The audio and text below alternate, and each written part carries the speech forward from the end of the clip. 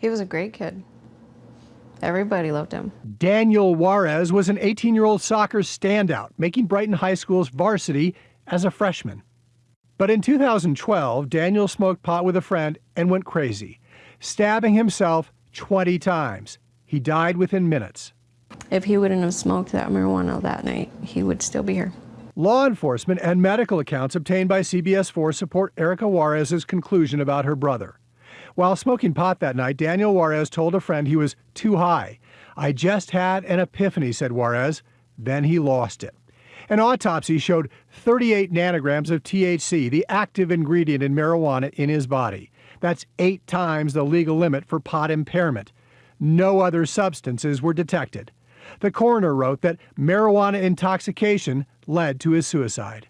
So if you're gonna sit there and tell me that if you smoke too much and you get too high, you're gonna fall asleep on the couch, then yeah, I'm definitely gonna tell you you're wrong, because that's not the case. But there are clearly people that will ingest a marijuana product and behave psychotically. Chris Caldwell is chief of emergency medicine at Denver Health.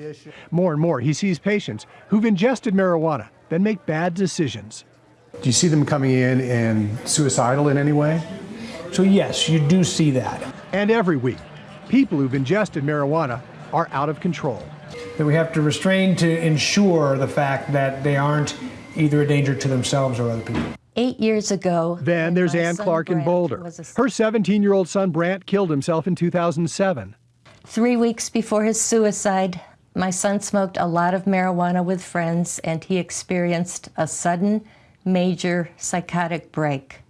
When he took his life 3 weeks later, he left this note: "I'm sorry for what I've done. I wasn't thinking the night I smoked myself out." Marijuana activists like Mason Tvert say pot can have adverse effects on some people, but not on most. There's no evidence that using marijuana makes you want to kill yourself. He was everything to me. You really miss him, don't you? I do. Yeah. I do. Brian Moss, CBS 4 News.